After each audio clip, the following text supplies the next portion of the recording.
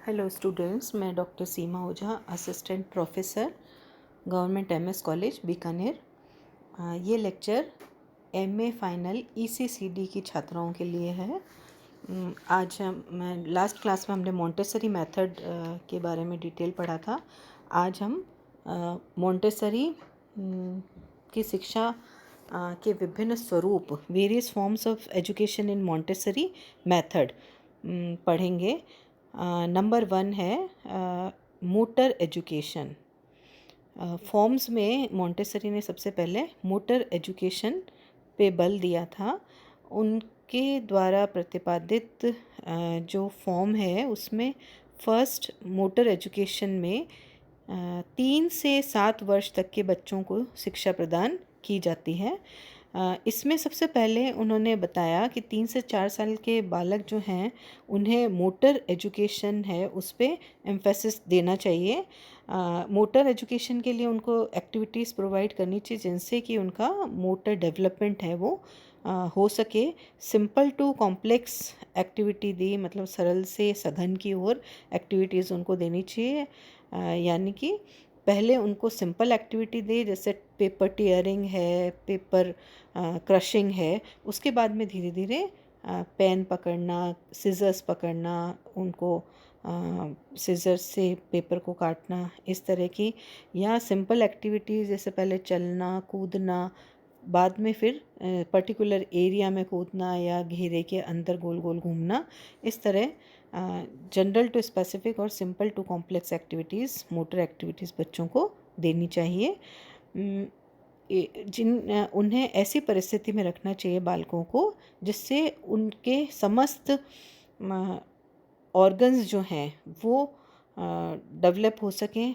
बाल गृहों में बालकों को उठना बैठना, दौड़ना कूदना, घूमना, संगीत सुनना और गाना, कपड़े उतारना और वापस उनको पहनना, भोजन बनाना या थोड़ी बहुत हेल्प करना भोजन बनाने में, सर्व करना, बर्तन साफ़ करना और मेज कुर्सी आदि को ठीक रखना सिखाया जाता है। साथ साथ में फ़िज़िकल एक्टिविटी, शारीरिक व्यायाम भी उनको सिखाया जाता है जिससे कि उनके ऑर्गन्स है वो अच्छे से डेवलप हो सकें। सेकंड फॉर्म में उन्होंने बताया कि सेंसरी एजुकेशन है वो बच्चों के लिए बहुत इम्पॉर्टेंट है।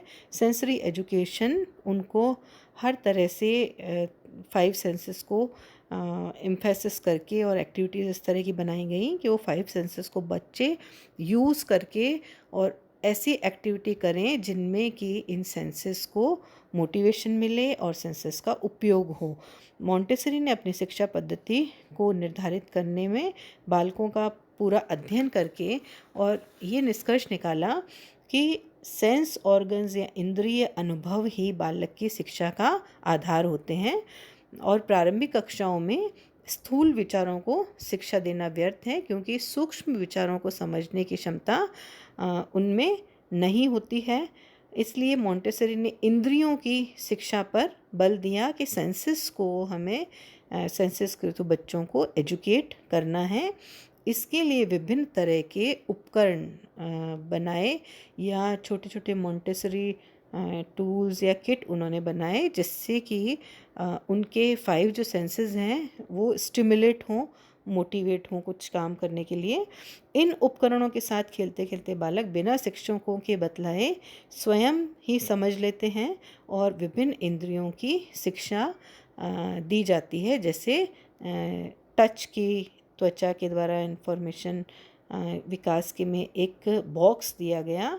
एक ही रंग के अनेक रुमाल होते हैं, कुछ खुरदरा, कुछ चिकना, कुछ मखमली और कुछ ऊनी, जिससे कि बच्चा इन सब को टच करके और पता करता है कि कौन सा रुमाल जो है वो खुरदरा है, कौन सा चिकना है, जिससे कि उसके स्पर्श से बालक रुमाल निकालता है और स्पर्श से पता करता है कि ये मटेरियल है वो किस तरह का है, चिकना है या खुरदरा है।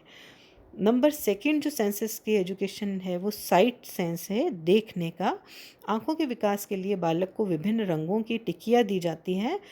एक सी आकार की होती हैं वो, बालक एक बार में एक ही रंग की टिकिया उस किट में से निकालता है, जिससे कि रंग का ज्ञान उसे हो जाता है।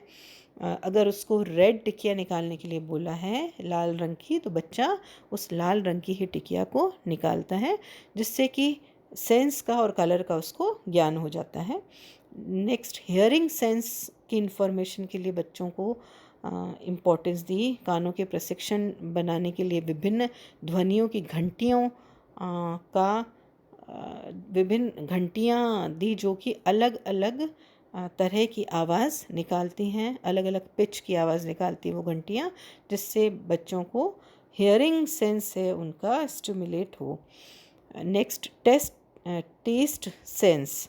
टेस्ट सेंस के लिए जीभ का उपयोग लिया जाता है। उसके लिए बच्चों को अलग अलग डिब्बी में कुछ नमकीन चीज़ और कुछ में खटाई और अलग अलग टेस्ट की सारी डब्बियाँ थी, जिनमें से बच्चों को इंस्ट्रक्शन दे के बताया जाता है कि किस चीज़ का टेस्ट है वो किस तरह का है, कौन खट्टा है, किसका टेस्ट मीठा है, और बच्चे उससे पता करते हैं कि ये चीज़ क्या है। नेक्स्ट, स्मेल के थ्रू उनको चीज़ों का ज्ञान कराना, जिसमें कि नाक का प्रशिक्षण होता है। वे गंध के द्वारा वस्तुओं को और द्रव को पहचानते हैं।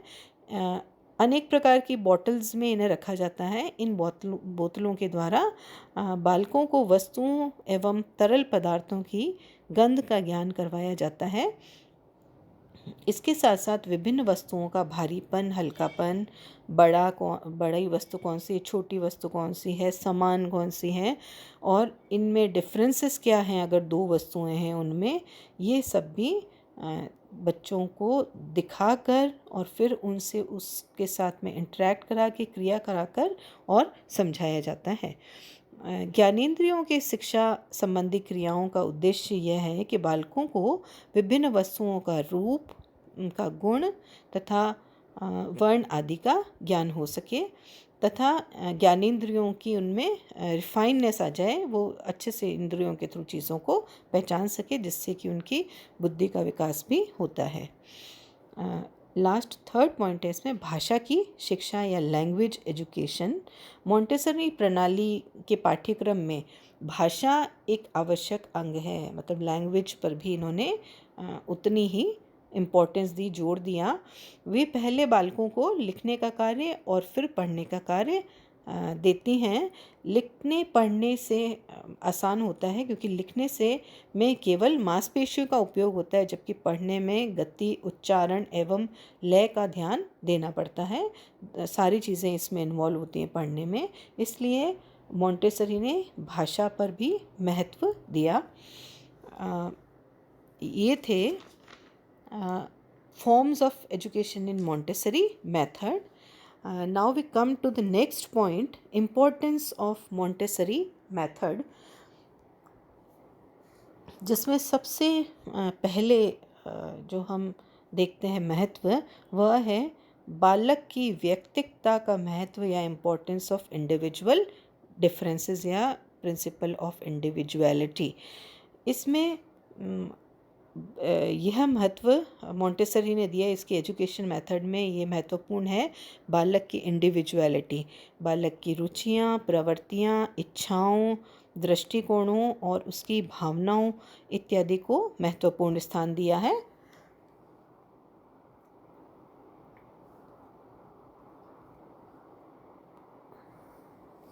इसके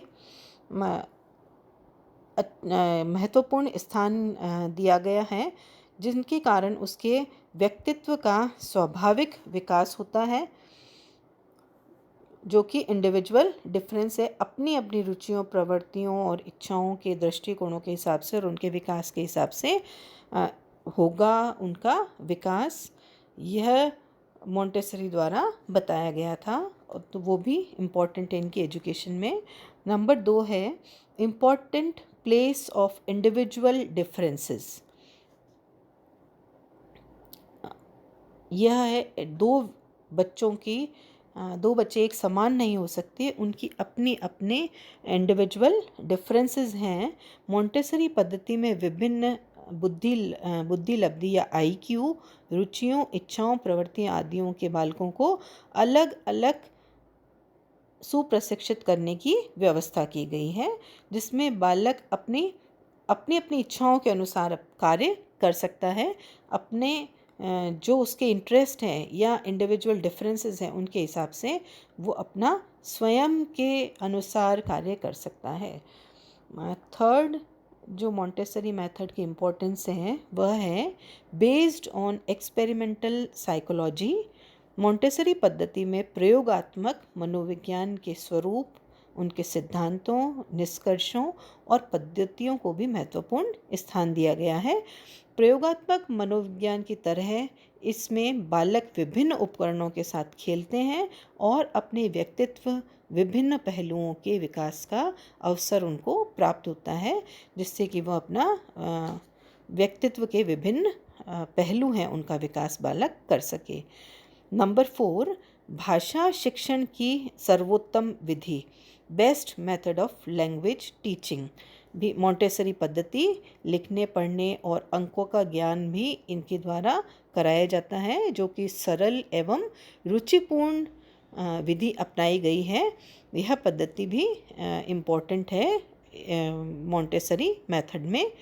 नंबर 5, शिशु शिक्षा के लिए अत्यंत उपयोगी या यूज़फुल ऑफ एजुकेशन, बालकों की शिक्षा के लिए बहुत महत्वपूर्ण इन्होंने इक्विपमेंट्स और मटेरियल्स प्रोवाइड किए, जो कि उनको एजुकेट करने में हेल्प करते हैं और उनके एजुकेशन को मोटिवेट करते हैं और खेल खेल में बच्चे आनंद का भी अनुभव करते हैं। Next point number 6, provision of training of sense organs.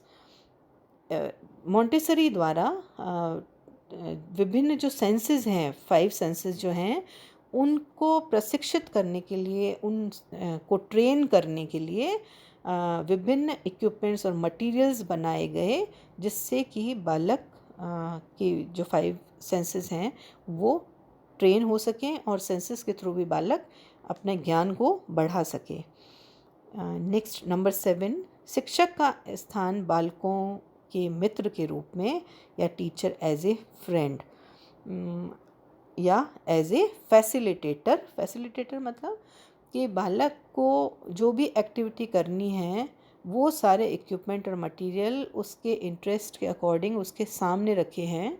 Teacher को केवल उसको देखना है, ऑब्ज़र्व करना है और मोटिवेट करना है उस एक्टिविटी को करने के लिए, और बालक है स्वयं वो एक्टिविटी करेगा, खुद अपने आप करेगा। सिर्फ एज ए फैसिलिटेटर वर्क करना है या एज ए फ्रेंड वर्क करना है कि बच्चा उस कार्य को कर ले आराम से।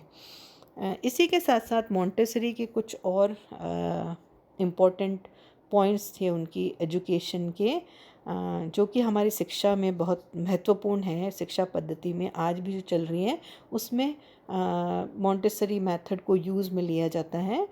जैसे सेल्फ एजुकेशन है, बच्चे खुद अपनी इच्छा के अनुसार, अपनी रुचि के अनुसार सेल्फ मोटिवेटेड हों कि उनको क्या एक्टिविटी करनी है।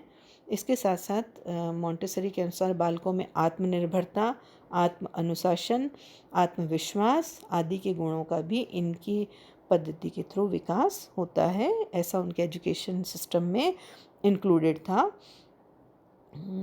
तथा और महत्व जो था वो प्रॉब्लम सॉल्व करना बच्चों को, लेकिन उसके साथ में डिसिप्लिन भी बच्चों को सिखाया जाना इम्पोर्टेंट पॉइंट था।